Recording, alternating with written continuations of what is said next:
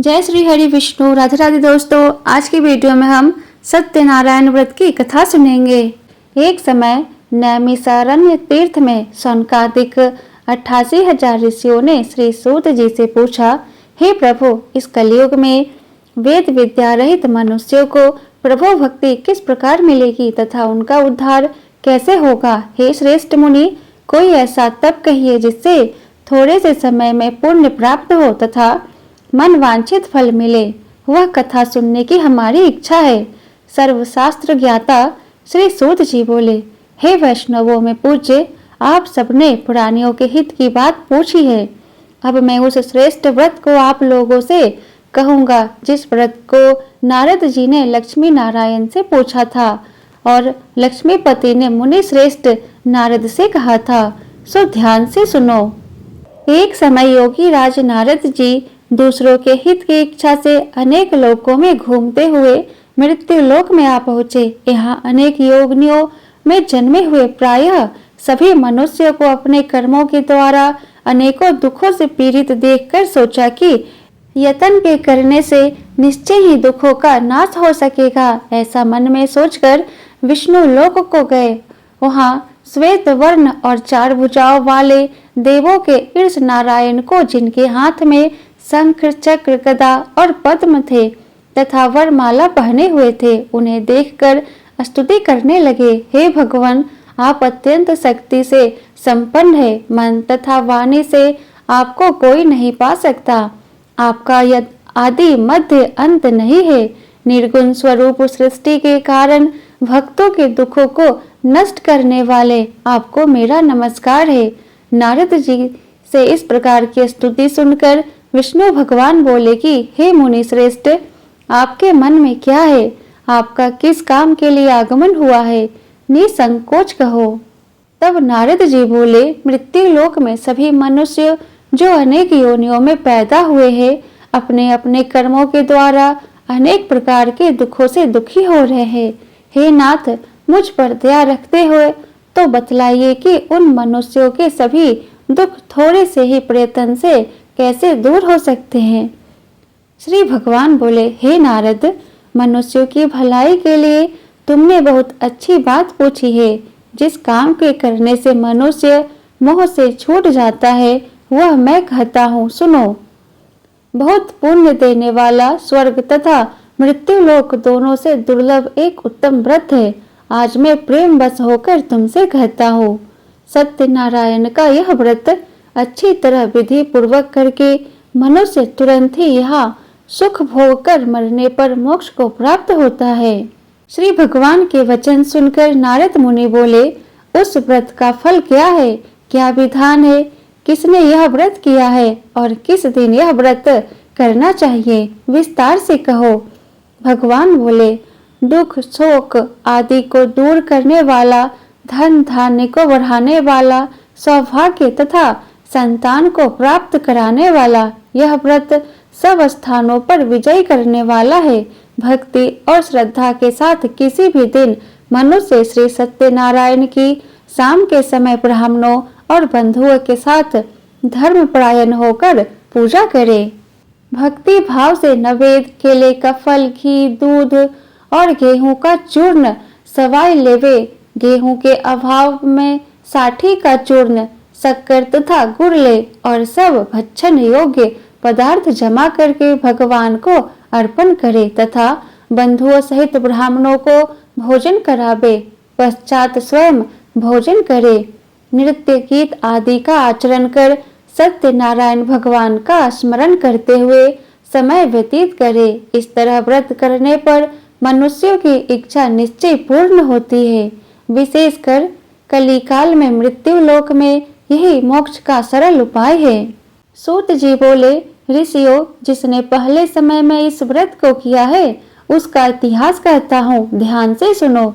सुंदर काशीपुरी नगरी में एक अत्यंत निर्धन ब्राह्मण रहता था। वह भूख और प्यास से बेचैन हुआ नित्य पृथ्वी पर घूमता था। ब्राह्मणों से प्रेम करने वाले भगवान ने ब्राह्मण को दुखी देखकर बूढ़े ब्राह्मण का रूप धर उसके पास जा आदर के साथ पूछा, हे विप्र, नित्य दुखी हुआ पृथ्वी पर क्यों घूमता है? श्रेष्ठ ब्राह्मण, यह सब मुझसे कहो, मैं सुनना चाहता हूँ। ब्राह्मण बोला, मैं निर्धन हूँ, भिक्षा के लिए पृथ्वी पर फिरता हूँ। हे भगवान, यदि इसका कोई उपाय जानते हो तो कृपा कर कहो।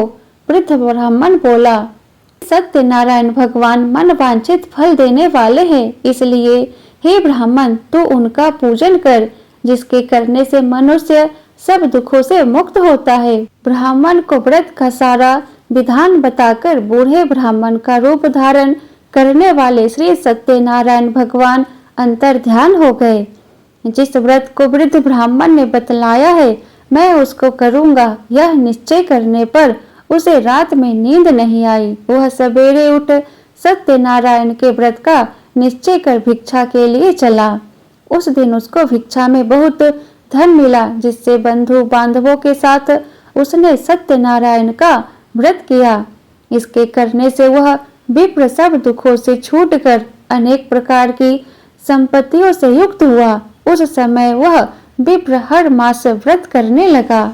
इस तरह सत्यनारायण भगवान के व्रत को जो करेगा यह सब पापों से छूटकर मोक्ष को प्राप्त होगा।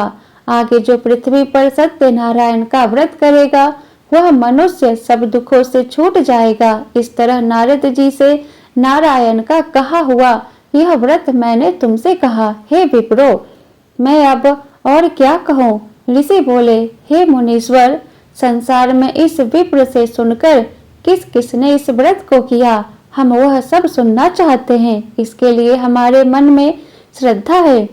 सूत जी बोले, मुनियों, जिस जिसने इस व्रत को किया है वह सुनो। एक समय एक ब्राह्मण धन और ऐश्वर्य के अनुसार बंधु बांधवों के साथ व्रत करने को तैयार हुआ। उसी समय एक लकड़ी बेचने वाला बूढ़ा आदमी आया और बाहर लकड़ियों को रखकर विप्र के मकान में गया। प्यास से दुखी लकड़हारा उनको व्रत करते देखकर विप्र को नमस्कार कर कहने लगा कि आप यह क्या कर रहे हैं और इसके करने से क्या फल मिलता है, कृपा करके मुझसे कहो। ब्राह्मण ने कहा, सब मनोकामनाओं को पूरा करने वाला यह सत्यनारायण भगवान का व्रत है। इसकी ही कृपा से मेरे यहाँ धन धान्य आदि की वृद्धि हुई है। विप्र से इस व्रत के बारे में जानकर लकड़हारा बहुत प्रसन्न हुआ। चरणामृत ले और प्रसाद खाने के बाद अपने घर को गया। लकड़हारे ने अपने मन में इस प्रकार का संकल्प किया कि आज ग्राम में लकड़ी बेचने से जो धन मिलेगा उससे सत्यनारायण देव का उत्तम व्रत करूंगा। यह मन में विचार कर यह बूढ़ा लकड़हारा लकड़ियां अपने सिर पर रखकर जिस नगर में धनवान लोग रहते थे वह ऐसे सुंदर नगर में गया। उस रोज वहां पर उन लकड़ियों का दाम पहले दिनों से चौगुना मिला। तब वह बूढ़ा लकड़हारा दाम ले और अति प्रसन्न होकर पके केले की फली, शक्कर, घी, दूध, दही और गेहूं का चूर्ण इत्यादि सत्यनारायण भगवान के व्रत की कुल सामग्रियों को लेकर अपने घर गया। फिर उसने अपने भाइयों को बुलाकर विधि के साथ भगवान जी का पूजन और व्रत किया। उस व्रत के प्रभाव से वह बूढ़ा लकड़हारा धन पुत्र आदि से युक्त हुआ और संसार के समस्त सुख भोग कर वैकुंठ को चला गया। सूत जी बोले, हे श्रेष्ठ मुनियों, अब आगे की कथा कहता हूँ, सुनो। प्राचीन समय में उल्कामुख नाम का एक बुद्धिमान राजा था। वह सत्य वक्ता और जितेंद्रिय था। प्रतिदिन देवस्थानों पर जाता तथा गरीबों को धन देकर उनके कष्ट दूर करता था। उसकी पत्नी कमल के समान मुख वाली और सती साध्वी थी। भद्रशिला नदी के तट पर उन दोनों ने श्री सत्यनारायण का व्रत किया। उस समय वहां एक साधु वैश्य आया। उसके पास व्यापार के लिए बहुत सा धन था। वह नाव को किनारे पर ठहराकर राजा के पास आ गया और राजा को व्रत करते हुए देखकर विनय के साथ पूछने लगा, हे राजन, भक्ति और युक्त चित्त से यह आप क्या कर रहे हैं? मेरी सुनने की इच्छा है, सो आप यह मुझे बताइए। राजा बोले, हे साधु, अपने बांधवों के साथ पुत्र आदि की प्राप्ति के लिए एक महाशक्तिवान सत्यनारायण भगवान का व्रत व पूजन किया जा रहा है। राजा के वचन सुनकर साधु वैश्य आदर से बोला, हे राजन, मुझे से इसका सब विधान कहो, मैं भी आपके कथनानुसार इस व्रत को करूंगा। मेरे कोई भी संतान नहीं है और इससे निश्चय होगी। राजा से सब विधान सुन व्यापार से निवृत्त हो वह आनंद के साथ घर गया।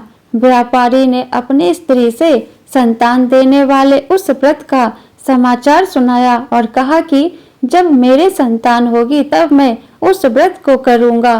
साधु वैश्य ने ऐसे वचन अपनी स्त्री लीलावती से कहे। एक दिन उसकी स्त्री लीलावती पति के साथ आनंदित हो सांसारिक धर्म में प्रवृत्त होकर सत्यनारायण भगवान की कृपा से गर्भवती हो गई तथा 10वें महीने में उसको एक सुंदर कन्या का जन्म हुआ। वह दिनों दिन इस तरह बढ़ने लगी जैसे शुक्ल पक्ष का चंद्रमा बढ़ता है। कन्या का नाम कलावती रखा गया। तब लीलावती ने मीठे शब्दों में अपने पति से कहा, जो आपने संकल्प किया था कि भगवान का व्रत करूंगा, अब आप उसे करिए। साधु बोला, हे प्रिय, इसके विवाह पर करूंगा। इस प्रकार अपनी पत्नी को आश्वासन दे वह नगर को गया। कलावती पितृगृह में वृद्धि को प्राप्त हो गई। साधु ने जब नगर में सखियों के साथ अपनी पुत्री को देखा तो तुरंत ही दूत बुलाकर कहा, पुत्री के लिए कोई सुयोग वर देखकर लाओ। साधु की आज्ञा पाकर दूत कंचन नगर पहुंचा और वहां बड़ी खोज और देखभाल कर लड़की के लिए सुयोग वनिक पुत्र को ले आया। उस सुयोग लड़के को देखकर साधु ने अपने बंधु बांधवों सहित प्रसन्नचित अपनी पुत्री का विवाह उसके साथ कर दिया, किंतु दुर्भाग्य से विवाह के समय भी उस व्रत को करना भूल गया। तब श्री भगवान क्रोधित हो गए और श्राप दिया कि तुम्हें दारुण दुख प्राप्त होगा। अपने कार्य में कुशल साधु बनिया जमाता सहित समुद्र के समीप स्थित रत्नपुर नगर में गया और वहां दोनों ससुर जमाई चंद्रकेतु राजा के उस नगर में व्यापार करने लगे। एक रोज भगवान सत्यनारायण की माया से प्रेरित कोई चोर राजा का धन चुराकर भागा जा रहा था, किंतु राजा के दूतों को आता देखकर चोर ने घबराकर भागते हुए राजा के धन को चुपचाप वहीं रख दिया जहां वो ससुर जमाई ठहरे हुए थे। जब दूतों ने उस साधु वैश्य के पास जाकर राजा के धन को पाया तो दोनों को बांध कर ले गए और प्रसन्नता से दौड़ते हुए राजा के समीप जाकर कहा, यह दो चोर हम पकड़ कर लाए हैं। राजा की आज्ञा से उनको कठिन कारावास में डाल दिया और उनका धन छीन लिया गया। सत्यनारायण भगवान के श्राप द्वारा उनकी पत्नी भी घर पर बहुत पीड़ा तथा भूख प्यास से अति दुखित हो अन्न की चिंता में कलावती एक ब्राह्मण के घर गई। वहां उसने सत्यनारायण भगवान का व्रत होते देखा, फिर कथा सुनी तथा प्रसाद ग्रहण कर रात को घर आई। माता ने कलावती से कहा, पुत्री, अब तक कहाँ रही? वह तेरे मन में क्या है? कलावती बोले, हे माता, मैंने एक ब्राह्मण के घर श्री सत्यनारायण भगवान का पूजन देखा है। कन्या के वचन सुनकर लीलावती भगवान के पूजन की तैयारी करने लगी। लीलावती ने परिवार और बंधुओं सहित श्री सत्यनारायण भगवान का पूजन किया और वर मांगा, मेरे पति और दामाद शीघ्र घर आ जावे, और साथ ही प्रार्थना की कि हम सबका अपराध क्षमा करो। सत्यनारायण भगवान इस व्रत से संतुष्ट हो गए और राजा चंद्रकेतु को स्वप्न में दर्शन देकर कहा, हे राजन, दोनों वैश्यों को प्रातः ही छोड़ दो और उनका सब धन जो तुमने ग्रहण किया है दे दो, नहीं तो मैं तेरा धन, राज्य, पुत्र आदि सब नष्ट कर दूंगा। राजा से ऐसे वचन कहकर भगवान अंतर ध्यान हो गए। प्रातः काल राजा चंद्रकेतु ने सभा में अपना स्वप्न सुनाया, फिर दोनों वनिक पुत्रों को कारागार से मुक्त कर सभा में बुलाया। दोनों ने आकर राजा को नमस्कार कर किया। राजा मीठे वचनों से बोला, हे महानुभावों, भावी वश ऐसा कठिन दुख प्राप्त हुआ है। अब तुम्हें कोई भय नहीं। ऐसा कहकर राजा ने उनको नए नए वस्त्राभूषण पहनाए तथा उनका जितना धन लिया था उससे 2 गुना धन देकर आदर सहित विदा किया। दोनों वैश्य अपने घर को चल दिए। सूत जी बोले, वैश्य मंगलाचर करके यात्रा आरंभ की और अपने नगर को चला। उनके थोड़ी दूर निकलने पर दंडी वेशधारी सत्यनारायण ने उनसे पूछा, हे साधु, तेरी नाव में क्या है? अभिमानी वणिक हंसता हुआ बोला, हे दंडी, आप क्यों पूछते हो? क्या धन लेने की इच्छा है? मेरी नाव में तो बेल और पत्ते भरे हैं। वैश्य का कठोर वचन सुनकर भगवान ने कहा, तुम्हारा वचन सत्य हो। दंडी ऐसा कहकर वहां से दूर चले गए और कुछ दूर जाकर समुद्र के किनारे बैठ गए। दंडी के जाने पर वैश्य ने नित्य क्रिया करने के बाद नाव को ऊंची उठी देखकर अचंभा किया तथा नाव में बेल पत्ते आदि देखकर मूर्छित हो जमीन पर गिर पड़ा।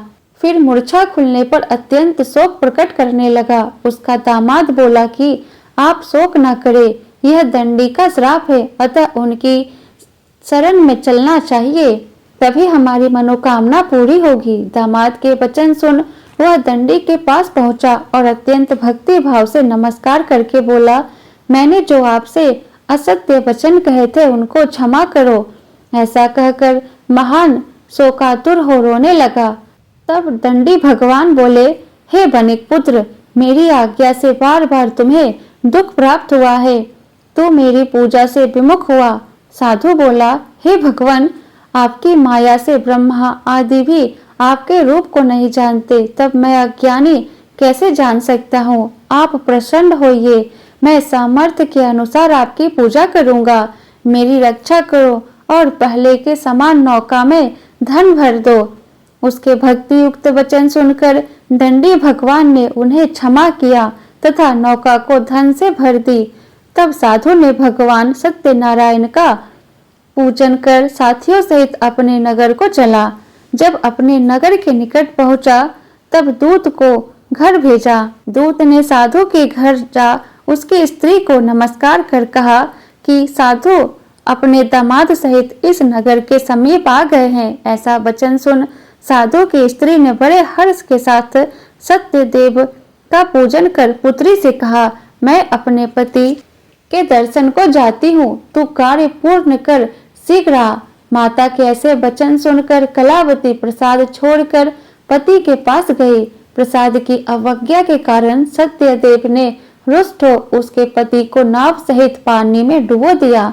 कलावती अपने पति को ना देखकर रोती हुई जमीन पर गिर पड़ी। इस तरह नौका को डूबा हुआ तथा कन्या को रोता देख साधु दुखित हो बोला, हे प्रभु, मुझसे या मेरे परिवार से जो भूल हुई है उसे क्षमा करो। उसके दीन वचन सुनकर सत्यदेव प्रसन्न हो गए और आकाशवाणी हुई, हे साधु, तेरी कन्या मेरे प्रसाद को छोड़कर आई है, इसलिए इसका पति अदृश्य हुआ है। यदि वह घर जाकर प्रसाद खाकर लौटे तो इसे पति अवश्य मिलेगा। ऐसी आकाशवाणी सुनकर कलावती ने घर पहुंचकर प्रसाद खाया, फिर आकर पति के दर्शन किए। तत्पश्चात साधु ने बंधु बांधवों सहित सत्यदेव का विधि पूर्वक पूजन किया। इस लोक का सुख भोग कर अंत में स्वर्ग लोक को गया। सूत जी बोले, हे ऋषियों, मैं और भी कथा कहता हूँ, सुनो। प्रजा पालन में लीन तुंगध्वज नाम का एक राजा था। उसने भी भगवान का प्रसाद त्याग कर बहुत दुख पाया। एक समय वन में जाकर वन्य पशुओं को मारकर बड़ के पेड़ के नीचे आया। वहां उसने ग्वालों को भक्ति भाव से बांधवों सहित सत्यनारायण जी का पूजन करते देखा। राजा देखकर भी अभिमानवश वहां नहीं गया और न नमस्कार ही किया। जब ग्वालों ने भगवान का प्रसाद उसके सामने रखा तो वह प्रसाद को त्याग कर अपनी नगरी को चला गया। वहां उसने अपना सब कुछ नष्ट पाया तो वह जान गया कि यह सब भगवान ने किया। तब वह विश्वास कर ग्वालों के समीप गया और विधि पूर्वक पूजन कर प्रसाद खाया तो सत्यदेव की कृपा से पहले जैसा था सब वैसा ही हो गया। फिर दीर्घ काल तक सुख भोग कर मरने पर स्वर्ग लोक को गया। जो मनुष्य इस परम दुर्लभ व्रत को करेगा, भगवान की कृपा से उसे धन धान्य की प्राप्ति होगी।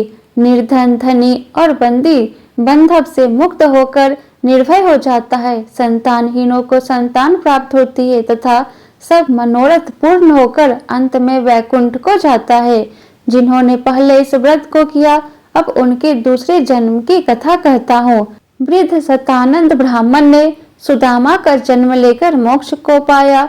उल्कामुख नाम का राजा दशरथ होकर वैकुंठ को प्राप्त हुआ। साधु नाम के वैश्य ने मोर ध्वज बनकर अपने पुत्र को आड़े से चीरकर मोक्ष को प्राप्त किया। महाराज, तुम ध्वज ने स्वयं भस्म होकर भगवान में भक्ति युक्त हो कर्म कर मोक्ष की प्राप्ति की। सत्यनारायण व्रत कथा समाप्त। बोलो विष्णु भगवान की जय। सत्यनारायण भगवान की जय।